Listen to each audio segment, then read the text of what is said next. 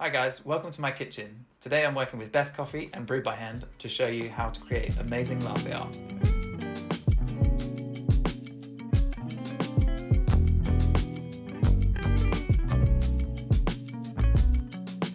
First, we're going to be starting with good quality espresso.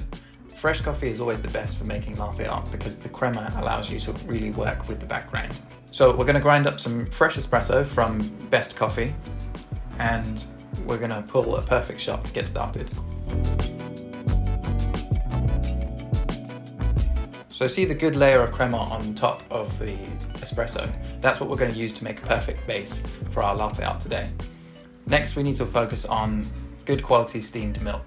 I like to use whole milk, but you can also use alternative milk if you like. Whole milk gives me that creaminess that allows me to do perfect latte art. So if you're practicing at home, it's always a good starting point. However, you can use oat milk or soy milk and it'll do a fairly similar job. To start steaming our milk for latte art, we want to purge the steam wand first to make sure there's no residual water left in the steam wand. Then insert the steam wand into the milk in the milk jug so that the tip of the steam wand is just below the surface. We want to keep it slightly off center so that we can create a nice whirlpool effect when the steam comes on. Turn on the steam wand and we're going to angle it so that we can just hear a very slight tearing sound. That tearing sound is going to make sure that we've got a very tiny and thin amount of microfoam. We want to make sure that the milk is not making strong, loud sounds, just a slight sound. Next, we're going to clean the steam wand thoroughly to make sure it's ready for the next time, but also so that no milk ends up inside the steam wand, building up over time. To pour the first pattern we're going to start with today is a heart. It's the simplest pattern, but it's also one that's easy to get right and looks perfect when it's done well. We're going to pour from a height into the center of the crema so that we can keep a nice brown canvas for us to work with, just gently filling up the cup and moving it around, trying not to hit any of the sides so as to keep a nice clean brown layer. Then to start the heart, we're going to push out from the back of the jug a nice big blob as close to the coffee as you can get without dunking the jug into the milk itself. Drag through and up and flick to create the point of the heart at the bottom. And hopefully, after a few attempts, our perfect heart. Next we're going to move on to the tulip. We start the tulip in the same way that we start any latte art pattern, by gently pouring the milk into the center of the crema of the coffee.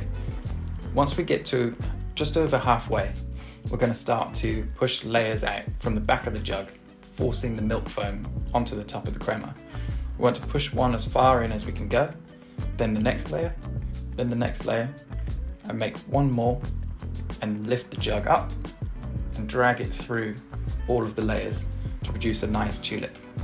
The better contrast that we can get, the cleaner and better it's going to look. We also want to make sure that when we're at the peak and we're just about to drag through the tulip, we go straight through the middle. That symmetry is what we always want to look perfect. Finally, we're going to work on the Rosetta, which is the slightly more advanced one. This one requires a steady hand and a lot of layers. So we're going to start the same way as the other two patterns by pouring gently into the crema.